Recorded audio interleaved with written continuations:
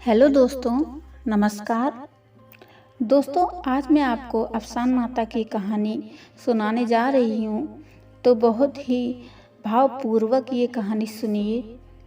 दोस्तों, एक बुढ़िया थी, उसके 2 बच्चे थे, एक बेटा और एक बेटी। दोनों की शादी हो चुकी थी। बेटी अपने ससुराल में रह रही थी। बहुत ही अच्छे घर में उसकी शादी हुई थी, लेकिन बेटा गरीब था। वो अपनी माँ और अपनी पत्नी का पालन पोषण जैसे तैसे कर पा रहा था। वो बुढ़िया अफसान माता की भक्त थी।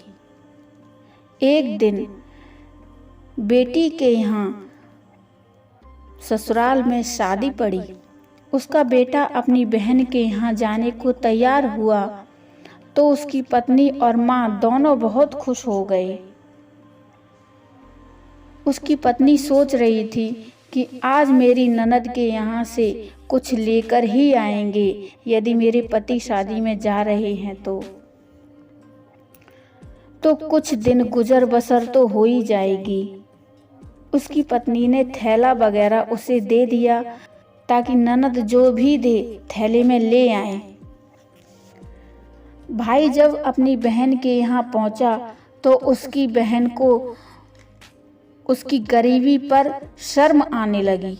इस कारण उसने किसी से भी अपने भाई का परिचय नहीं कराया और अपने भाई को गौशाला में ठहरा दिया। जब शादी विवाह का सब कार्यक्रम निपट गया, खाना भी हो चुका, तो जब बचा कुचा खाना था उसने वो अपने भाई के लिए भिजवाया और यही कहकर भिजवाती रही कि जो भी बचा कुचा हो बुद्धू को दे दो। शादी होने के बाद उसने अपनी बहन से कहा, मैं जा रहा हूँ। तो उसकी बहन ने भी कह दिया, जाओ। तो भाई वहाँ से निराश होकर चला गया। रास्ते में एक जगह पर बैठकर वो बहुत रोया और रोता रहा।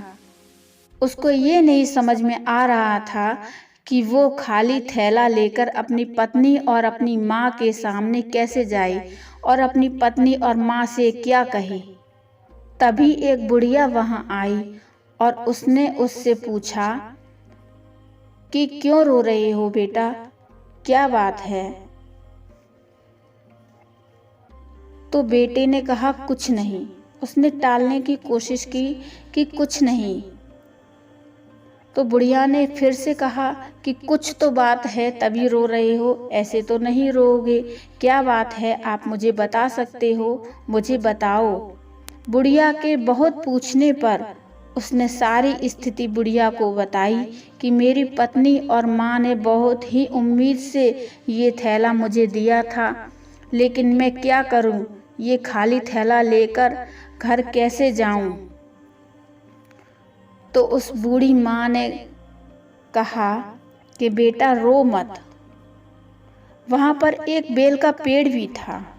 तो बुढ़िया ने कहा कि बेटा वो बेल का पेड़ है, बेल तोड़कर अपने थैले को भर लो और अपनी पत्नी और अपनी माँ को दिखाना जाके। बेटे ने बेल तोड़कर अपना थैला भर लिया और अपने घर चला गया। घर पहुंचकर थैला कोने में रख दिया और बिना किसी से कुछ कहे वो अंदर चला गया। उसकी पत्नी और माँ थैले को देखकर बहुत खुश हो रही थी। सोच रही थी कि थैला भरा हुआ है, जरूर मेरी ननद और मेरी बेटी ने कुछ डाला होगा। और यही सोचकर वो दौड़ के थैले के पास पहुंचकर थैला खोलने लगी।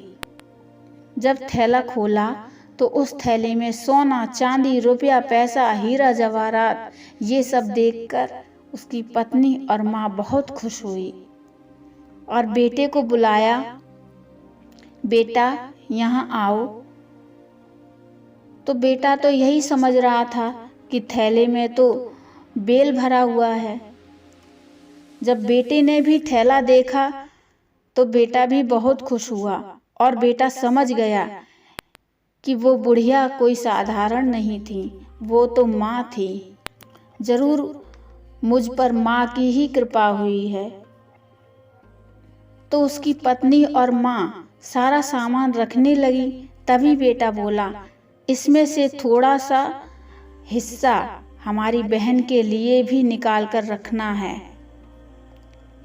तो जब अपनी बहन के लिए उसने कुछ हिस्सा निकाल के रखा तो उस थैले में एक पायल भी निकली, और वो पायल उसने अपनी बहन के लिए रख ली और सोचा कि वो अपनी बहन को उपहार के तौर पर ये पायल दे देगा।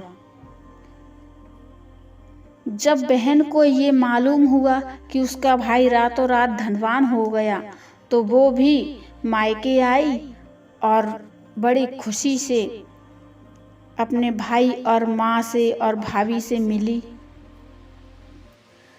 तो भाई ने उसे वो पायल पहना दी। जब उसकी बहन चलती तो सबको छन छन की आवाज़ सुनाई देती, लेकिन उसकी बहन जब चलती तो उसको नहीं सुनाई देती छन छन की आवाज़, क्योंकि उसे एक ही आवाज़ सुनाई दे रही थी, जो भी बचा कुचा हो बुद्धू को दे दो। यही सुन सुनकर वो बहुत परेशान थी। उसको अपने ऊपर बहुत शर्मिंदगी महसूस हुई। उसने अपने भाई से माफ़ी मांगी और कहा, भाई मुझे माफ़ कर दो, मुझे अपनी अमीरी का घमंड हो गया था। मैं अपने घमंड में इतनी चूर हो गई थी कि तुम्हारी गरीबी देख ही नहीं पाई। इसके बाद उसके भाई ने भी अपनी बहन को माफ़ कर दिया और उसके बाद पूरे परिवार ने मिलकर अफसान माता की पूजा करी। दोस्तों, ये थी अफसान माता की कहानी। दोस्तों, हमें कभी भी घमंड नहीं करना चाहिए।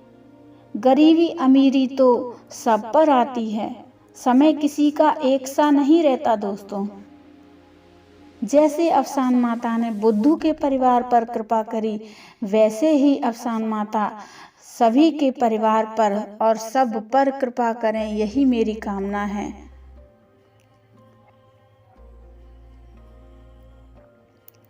तो दोस्तों, प्रेम से बोलिए अफसान माता की जय।